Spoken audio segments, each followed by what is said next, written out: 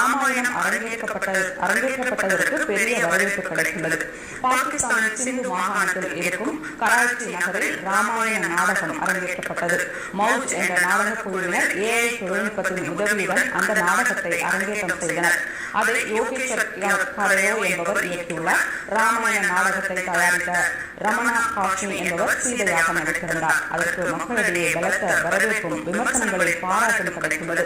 இதுகுறித்து நாடகத்தின் இயக்குநர் யோகேஸ்வர் கூறுகையில், ராமாயணத்தை மேடையில் அரங்கேற்றியது சிறப்பானது. எங்களது முயற்சியை பலரும் பாராட்டியுள்ளனர். தங்களுக்கு எந்த பின்னடைவோ பாதுகாப்பு குறித்த சவால்கள் ஏற்படவில்லை என்று கூறினார். இதுகுறித்து உமைர் அலவி என்ற விமர்சகர் கூறுகையில், கதை சொல்வதில் இருந்த நேரடி இசை, வண்ணமயமான உடைகள் மற்றும் மனதை தொடும் வடிவமைப்புகள் அனைத்தும் நிகழ்ச்சியின் பிரம்மாண்டத்திற்கு கூடுதல் அழகை கொடுத்தது. உலகெங்கும் வாழும் லட்சக்கணக்கான மக்களின் நம்பிக்கைக்குரிய ராமாயணம் இருப்பதால் சிறப்பாக அமைந்தது என்று தெரிவித்தார்.